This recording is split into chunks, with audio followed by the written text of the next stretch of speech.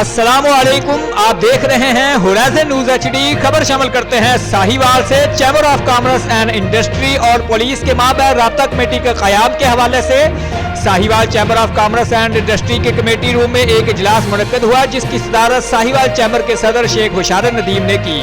New York chamber of small business corporation USA के बानी सैयद अलमदार हुसैन बुखारी और DPO साहिवाल मोहम्मद सादिक खान बलोच के अलावा पुलिस अफसरान ने भी शिरकत की।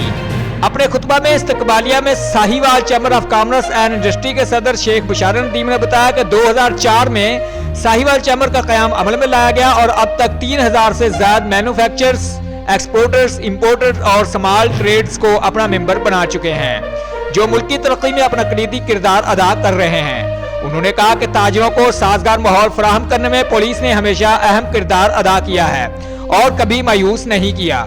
उन्होंने कहा कि जब मुल्क में मैन्युफैक्चरर्स, एक्सपोर्टर्स, इंपोर्टर्स और ट्रेडर्स को ताजर दोस्त माहौल मुयस्सर होगा तो उससे मुल्की बरामदात में इजाफा होगा और GDP बढ़ेगा। DPO साहिवाल मोहम्मद सादिक बलोच ने अपने खिताब में साहिवाल चैम्बर और पुलिस के दरमियान राब्ता कमेटी का क़याम को खुशाइंद करार दिया और कहा कि महदूद वसाइल के अंदर रहते हुए मसाइल हल करना ही असल कामयाबी है। उन्होंने साहिवाल में अमन अमान की सूरत हाल कायम करने वाले पुलिस अफसरान की तारीफ की। इजलास के इख्तिताम पर आला कारकर्दगी पर पुलिस अफसरान और अहलकारान को शील्ड भी दिए गए। रिपोर्ट महबूब चौधरी, सरपरस्ते आला, होराइजन न्यूज HD।